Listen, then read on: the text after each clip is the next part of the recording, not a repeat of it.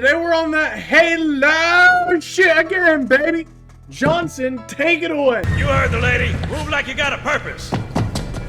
Once again, it is our job to finish what the flyboys started. We are leaving this ship platoon and engaging the Covenant on solid ground. When we meet the enemy, we will rip their skulls from their spines and toss them away laughing. Am I right, Marines? Sir, yes, sir! Damn right I am. Thank you so much for that introduction, Johnson. Well, we wake up from cryo and so starts mission 1.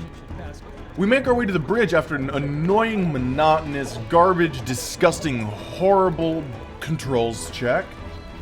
Then we end up running up to meet Captain Keyes.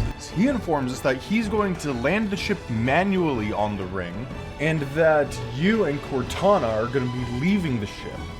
You end up doing this after some really badass corridor fighting and finding an escape.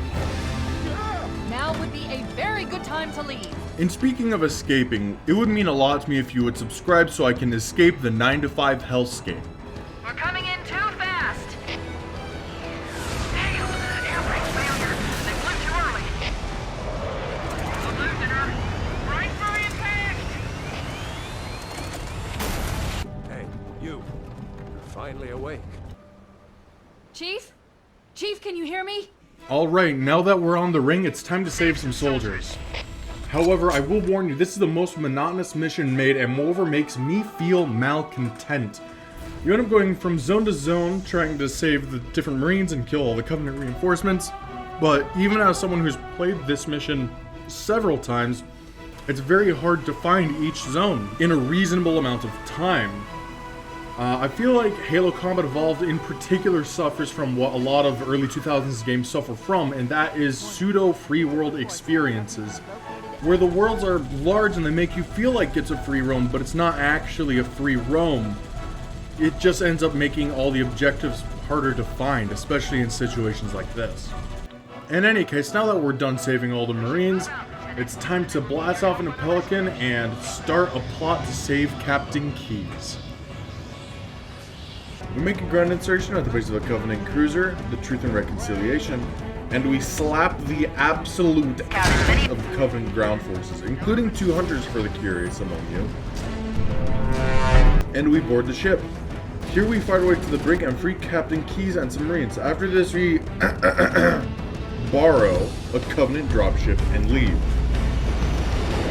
Although the intro to this mission doesn't make too much sense lore-wise because we just got into an alien Covenant dropship and suddenly we're in a human Pelican dropship, even though there's no exposition on how we got here, it's still easily one of the most memorable missions in the early 2000s era and definitely one of the most memorable cutscenes.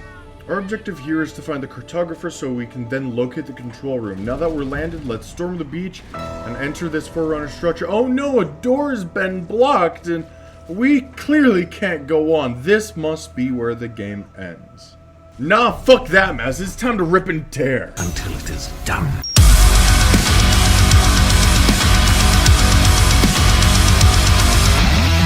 Well, would you look at that, an interface that happens to open the doors. Now it's time for our favorite segment, getting lost. Well, we finally reached the cartographer, time to get topside and bully Echo 419 into going underground in an aircraft. Cortana, these coordinates are underground. Now that we're underground, it's time for a slaughter! It's our objective to get to the control room and these pesky aliens are in our way. Cortana, hold position. We're on our way. Roger that.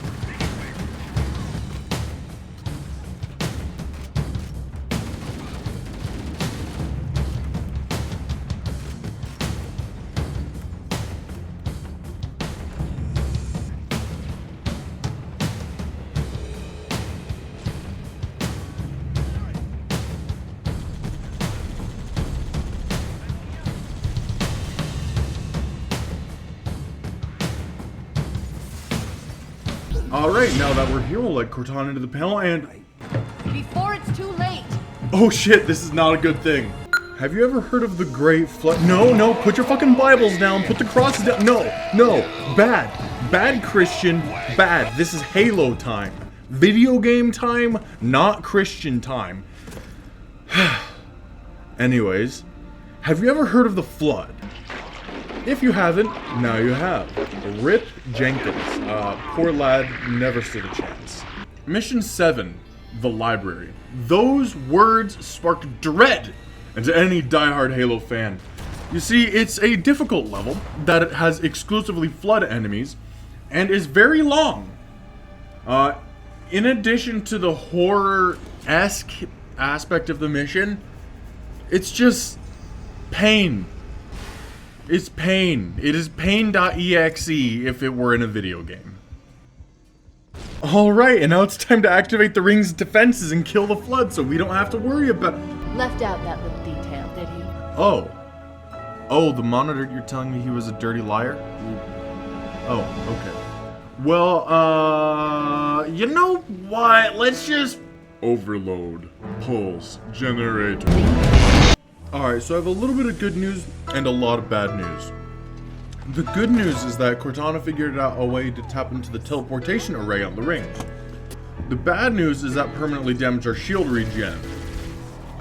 There's some good news. We know how we're going to stop the monitor from ever firing the ring, and that's by blowing it up. The bad news, we need to get to Captain Keyes, and he's a Flood form. Rip the homie. We have some good news. We were able to find a Banshee and take it all the way to the Pillar of Autumn to blow it up. The bad news, the monitor beat us here, and now we have to fight through him to be able to try and blow up the reactor. The good news, we managed to grab some grenades and crack the reactor shield and causing a cascade overload event. The bad news, we're in the middle of the fucking ship and we have like no time. We need to go, and we need to go now. The good news, there's a longsword fighter in the hangar. The bad news, Echo 419 fucking dies.